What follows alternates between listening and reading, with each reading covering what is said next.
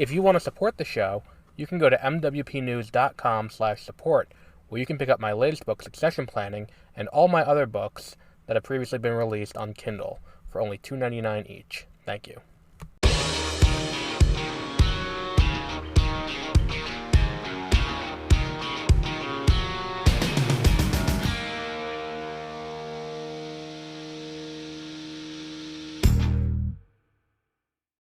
Good morning and happy Monday. Welcome to 30-Minute Reviews. I am Adam.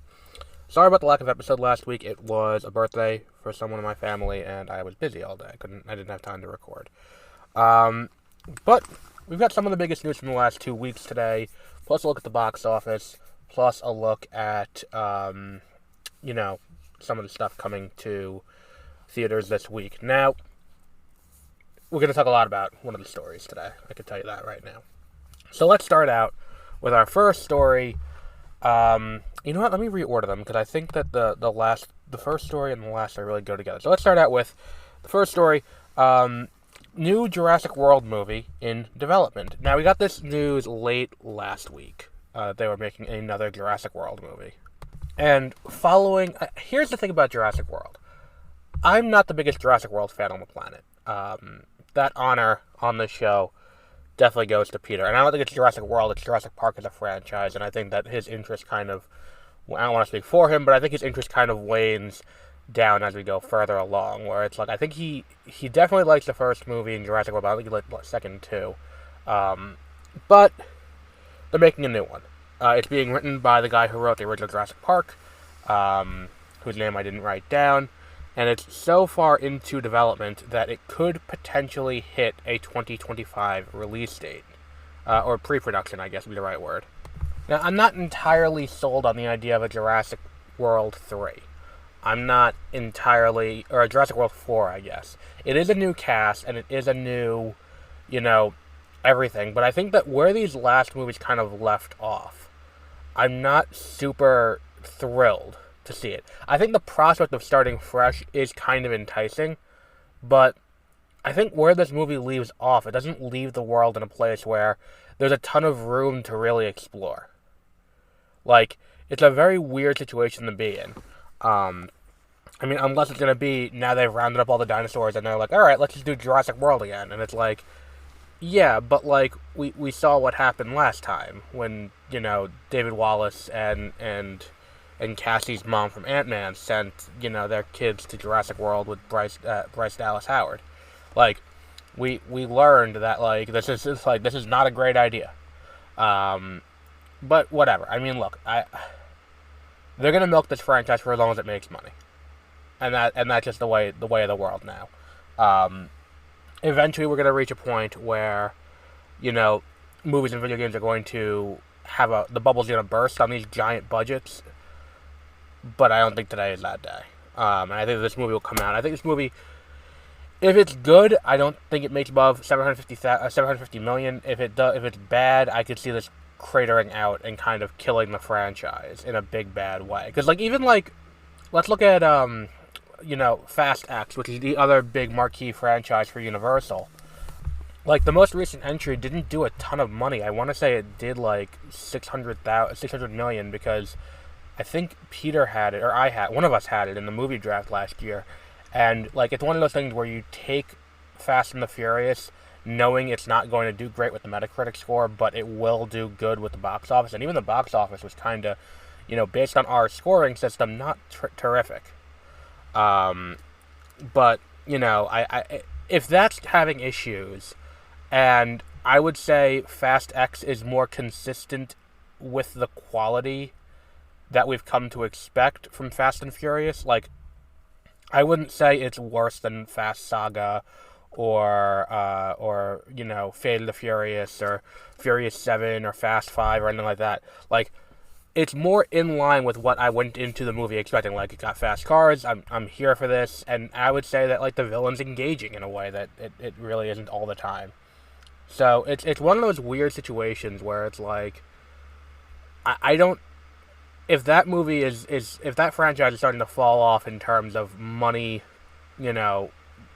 money coming in, if that movie can't make it for Universal, I don't see Jurassic World, which I think has had 2 lower movies than anything we've expected prior. I think that the previous 2 Jurassic World movies, Dominion and Fallen Kingdom, have done more damage to that franchise than any other 2 movies have done to a major franchise. Like, I would say it's worse than Phantom Menace and Attack of the Clones did for Star Wars. It's worse than Solo and The Last Jedi for Star Wars, which I really like The Last Jedi. I want to clarify that. I think it's done more damage than what were the other what are some other big ones that were 1-2 punches of really bad movies in an existing franchise. I can't think of any off the top of my head, but I think these 2 did more than those did. Because at least with the Star Wars ones, it's like they still felt Star Wars. Like, there was something about the most recent 2 Jurassic World movies that felt like they were, if you go on Peacock and you look at the other movies, there's like these cheap rip-off movies that used to be what I would call like the Walmart $5 DVD bin movies that are like, oh, this is direct to DVD, so it's something. But it is what it is. So we'll see when it comes out. I'm going to go into it with an open mind, especially with new cast and all of that, but let's see how that comes. Next story, Nintendo Switch 2 is coming this year, allegedly, and will have an 8-inch LCD screen, will not be OLED. Now, I'm not one of the people who's like, I need the graphics to be perfect, I need I need this to be great. I'm playing a Nintendo system. Nintendo has never been, great about making sure that they're on the cutting edge of graphic technology and processing power. I'm hearing some interesting things about the Switch 2, like the idea that if the Switch 2 can actually run Unreal 5, that's pretty big.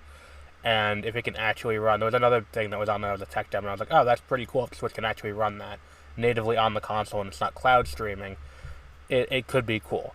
8-inch LCD makes a lot of sense because that's going to be easier to get than it is going to be to get an OLED screens mass-produced for this. Because I think that Nintendo wants to avoid what happened with the PlayStation 5, where the PlayStation 5 ends up with this this glut, kind of people of demand that the supply can't keep up with. And I don't think that they want to have that issue here. They want to come out of the gate with the Switch 2 going, we have way more consoles than anyone will want. We want to make sure we have these on hand and ready to go. Like, that's where they want to be going into this. And I think going the LCD route is the best way to that. Because you can get a ton of those out ready to go with people able to play them, day one with whatever launch titles you have. I understand this completely, and I don't mind it. I think launching with the other thing is too, launching OLED will increase the price. If they can launch this at $250, I don't think that's terrible. Launching the 3DS at $250 was a bad idea because the 3DS was at its core a portable console that people, that didn't have a huge reason to buy if you were not, a parent with a kid or me, a senior in high school or in 11th grade in high school, wanting to play Nintendo games still, and was still really into Pokemon. Unless you were in that situation, you're not going to go out and buy a 3DS.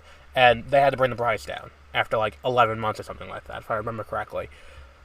The issue becomes with the Switch, with the Switch, it's like, look, I think you want to keep the price low, especially going into the holiday season, which is when they're going to be timing out a launch till. We talked about it a little bit last time when we talked about Indiana Jones, and how it looked like the other major competitors were like, look, Nintendo's going to own this holiday season.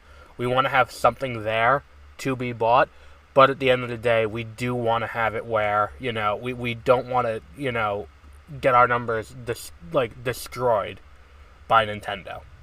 Because if Nintendo launches a console and launches a system seller with it, I could see a launch title for Animal Crossing.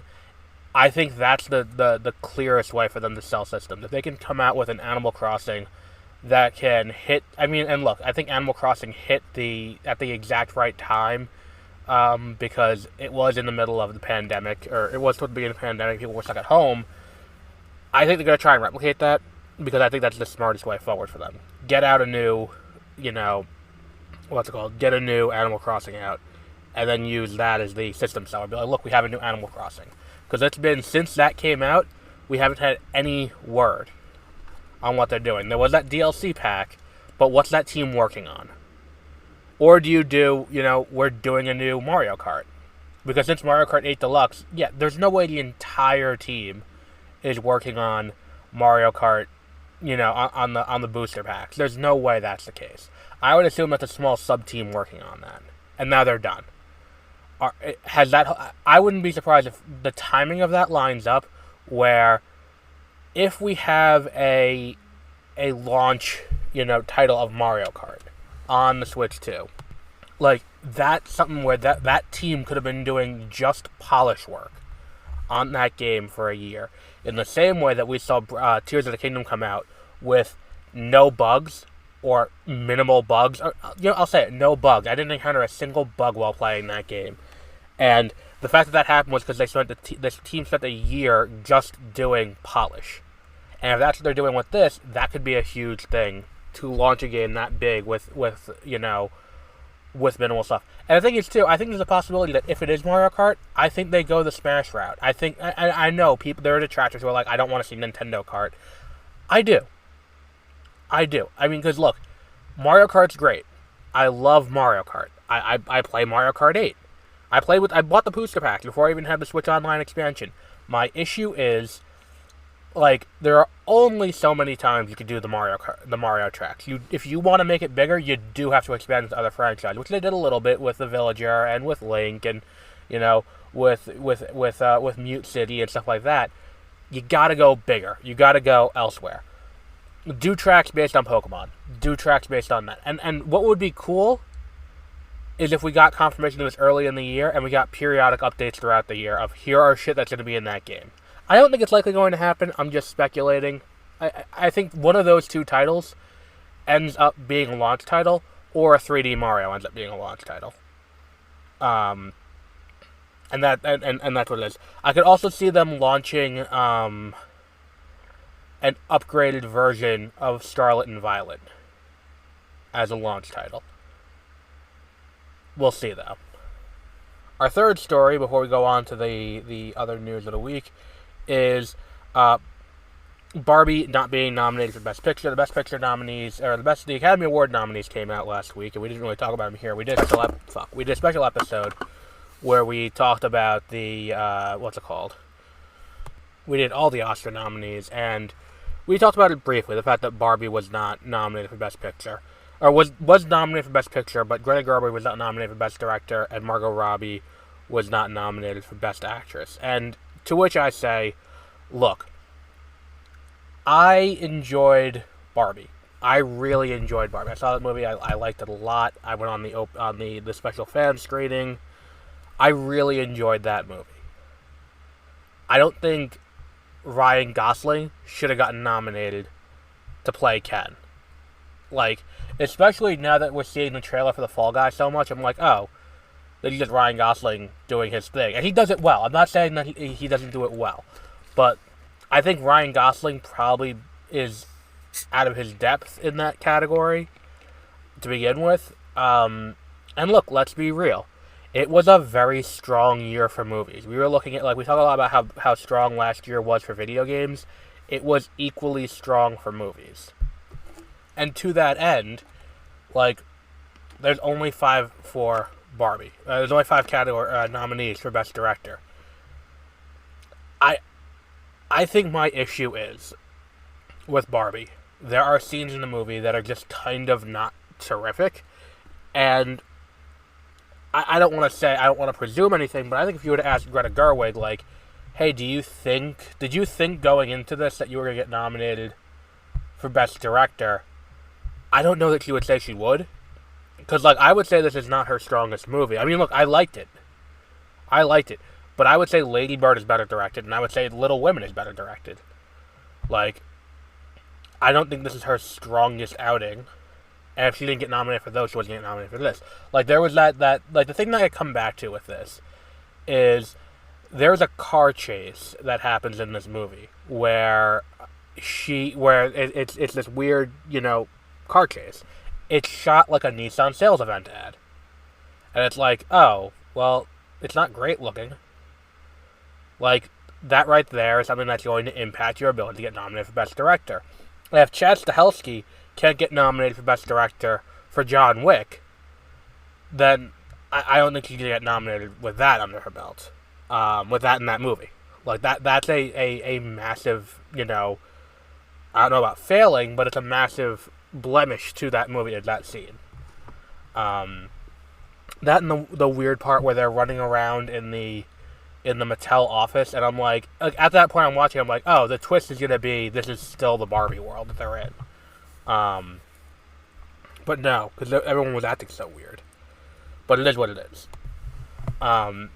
I think that, like I said, Chad Stahelski is the bigger miss in that. And to say that Margot Robbie wasn't nominated, she was. She was nominated for Best Picture because she was a producer on that movie. I'm not saying that, and again, it's a tough category, Best Actress, and she wouldn't have won it anyway. I think firmly that's going to go to Emma Stone for Poor Things, and then if it's going to be someone else, it's going to be Lily Gladstone. But yeah, I mean, look, I look at this and I'm like, I don't think that this is a movie that, look, I think it deserves what it got. But I guess I look at this and I'm like, I don't know.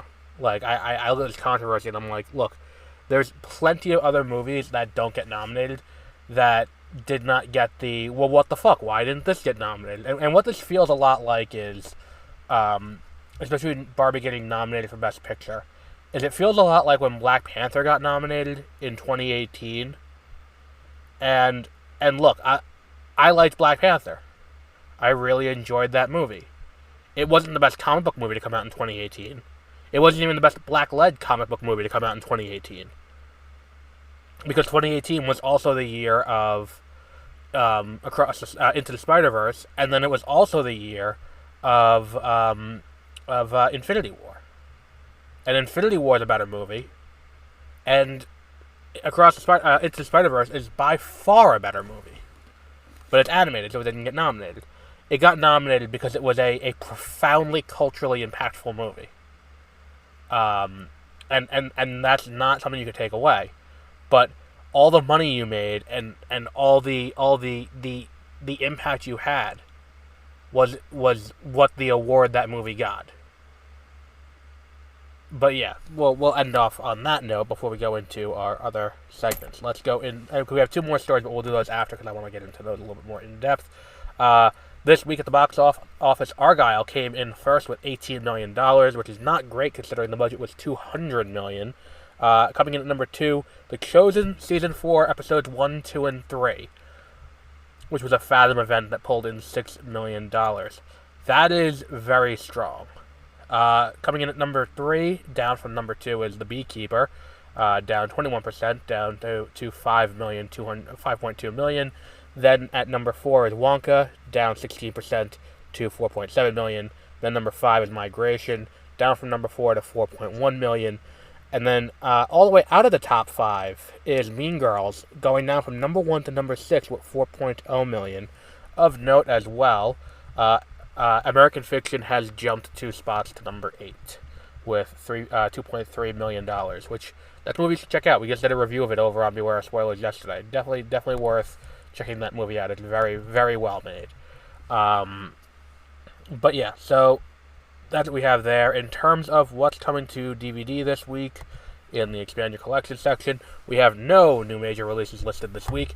And in theatrical releases, we're in a bit of a lull period between Argylle and Madam Web / One Love, or Bob Marley One Love. There is a new horror movie called Out of Darkness that was intriguing because when I looked at it on the AMC app, the language listed is artificial languages spoken with English subtitles, which seems kind of cool. I might check it out, but we'll see. Now, our final 2 stories of the week kind of go together in a weird way. Not because they're related, but because thematically they're kind of similar. Our first story is Sonic 3. Sonic the Hedgehog 3 is coming out this December. They've committed to the release date. We got a teaser trailer and a title treatment. The teaser trailer is very evocative of Sonic Adventure 2, with Sonic on top, Shadow on the bottom in that weird circle. And the trailer has Shadow's laugh, allegedly Shadow being played by Hayden Christensen, which is something that makes, the me who was in 6th grade when they saw Star Wars, when they saw Revenge of the Sith and was obsessed with Sonic Adventure 2, makes 6th grade me lose my shit. And then there's also the allegedly Kristen Ritter's in the movie. She got signed. Maybe she's playing Rouge the Bat. They cast a girl to play. She's the one who's playing Young Furiosa. I don't remember her name, but she'll be playing Maria in the movie. It's just, and this little teaser has a full orchestral version of Live and Learn, the theme song from Sonic Adventure 2, which if you've played Sonic Adventure 2, it's the music that plays on the main menu. They're leading into the absurdity of Sonic Adventure 2. And one of the things about Sonic that works is if Sonic can come off as cringy, but one of the things that makes it work is that they go with these ridiculous world-ending stakes and these ridiculous plot lines, but they do it with such earnestness that it's like, you know what, fuck it, I'm in. There's a space station that has a cannon on it that's going to destroy the moon, and he's going to destroy the Earth if they don't pay him or some shit. I don't remember what Eggman's threat was, but I know it involved he's going to destroy the Earth if they don't give him what he wants. So they have to go into this pyramid, and they have to steal a rocket and go to space. It's fucking absurd. The plot of Sonic Adventure 2. And I love that game. And I bought it on Steam. I'll play it every once in a while. It's fucking absurd. But I'm here for it every time. And I love that they're leaning into the absurdity of it. And that's great for them. The problem I have comes on the other side of this, which is all the news we've gotten this week about Avatar: The Last Airbender, the live-action adaptation that we're getting from Netflix, where we hear a bunch of things that are being modified. So let's talk about that a little bit, and then we'll talk about how these two things relate to each other. So they're doing this adaptation of Avatar: The Last Airbender. The first season is going to be book 1, and one of the things we knew was that when it was announced that we want to make it Avatar meets Game of Thrones, and it's like, okay, but this is a kid show. This was a kid show when it came out. These are children in this. They're not adults, they're children. And to be fair, in Game of Thrones in the book they were also children in a lot of the cases. But here they're children. Very clearly children. And there was outcry to this, and then Netflix was like, we're gonna back off, we're gonna do a straight adaptation. Alright, fine. Good. They're gonna do their thing. There were a few hiccups here and there during production. There's the announcement, it came out that the kid who plays Sokka, either he or his representation had lied about his native heritage, and they're just fuck it, continue, whatever, it is what it is. Which is an odd choice, especially considering they were going for cultural authenticity when it came to making this show. And it is, so we get trailers, we get, all that. The show looks fine. And then we start getting statements from the writers and the showrunner and all of that. And keep in mind that the producers, the original creators of the show, had left the show early on in the development. And it's starting to become apparent why. So firstly, the first thing we got that was kind of a little bit of a red flag, and I texted one of my friends about this, and she was like, you're advocating for more sexism. And what they said was, we've removed Sokka's sexism, because we didn't think it translated well. And that's what I said to her. I was like, it is, so you're advocating for more sexism. And I said, well, no, I'm not looking for more sexism. I'm looking to maintain the character arc. If you're going to adapt it to live action, just, adapt it to live action. If you don't want to do the same thing, then make a new show set in the same world. But this was something that immediately raised a few red flags for me. Because, number one, the world building that gets built with Sokka and Katara in the first episode is kind of entirely everything you need to know about the world in about 5 minutes. Where we have this society that's so rigidly patriarchal. All the men are out fighting the Fire Nation for the Southern Water Tribe. They're all out, doing that. There's one teenage boy left and he's the one in charge of the village. Not any of the adult women. It's the one teenage boy. Because the society is so rigidly patriarchal. Then when you get to the story of Kyoshi, when you get to Kyoshi Island, when you get to anywhere else, it makes these female characters we encounter, Katara, Suki, Toph, Azula, everyone else, it makes them so much more impactful when they rise up out of the station that society has put them in to become more. And that's one of the lessons of the show. Another issue is, the lesson of Sokka's story is not that you have to be the same person you are when you're a teenager.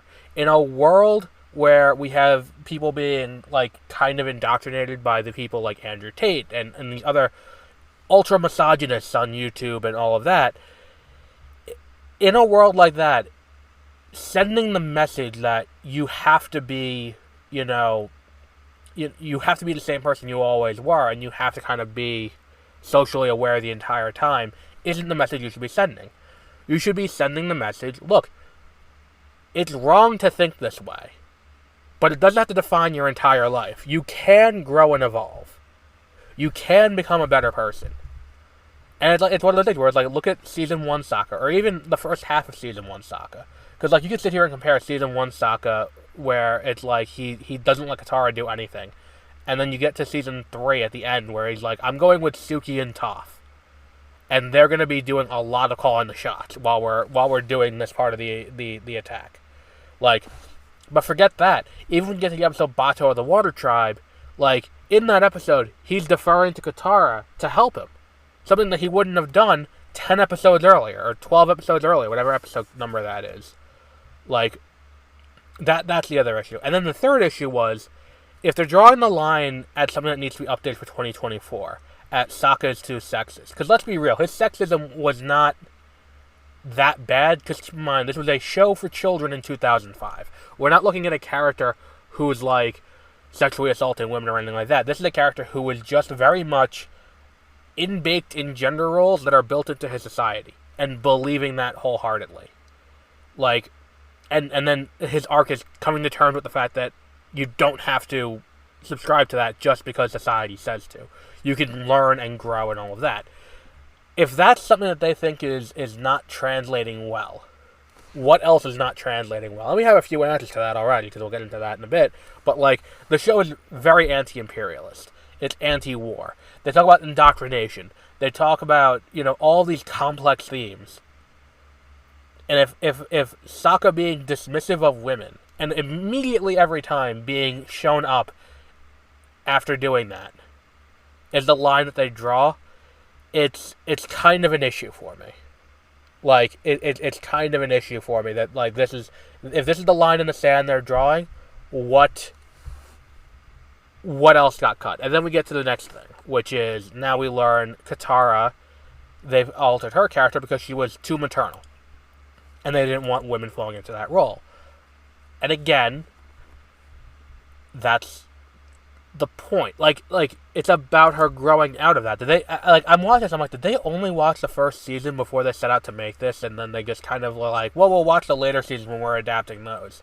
Because it's they address that, and they address where that came from. It's on the fact that she lost her mother at a young age, and, there's a point in the show where Sokka's I can't even tell you what my mother looks like, because Katara has been my mom for so long.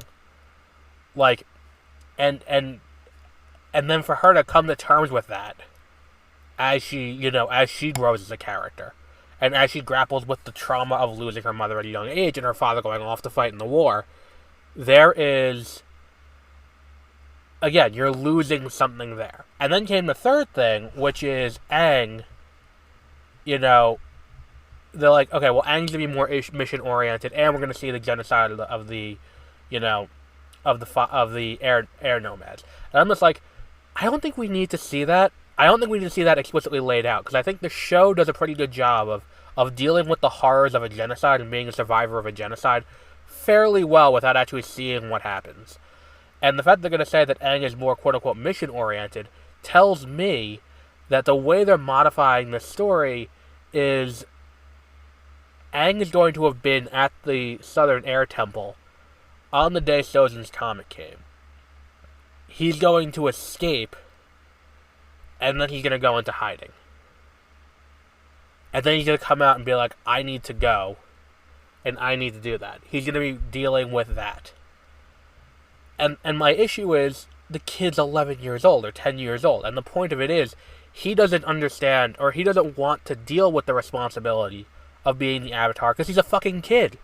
That's what the show is about. It's about coming to terms with that, and growing into the person that you need to be. And this illustrates that, number one, we have people running the show who are openly contemptuous for the source material. Number two, we have people who are running the show who fundamentally misunderstand the show and want to make it into something it's not. Which is why this dovetails back in with the Sonic 3 talk. Sonic 3 is pulling from one of the most ridiculous video games ever made in terms of the story. Like, and to be fair, I would say it's probably not even the top 5 most ridiculous Sonic game plots, but it's still ridiculous. A lot of it's ridiculous.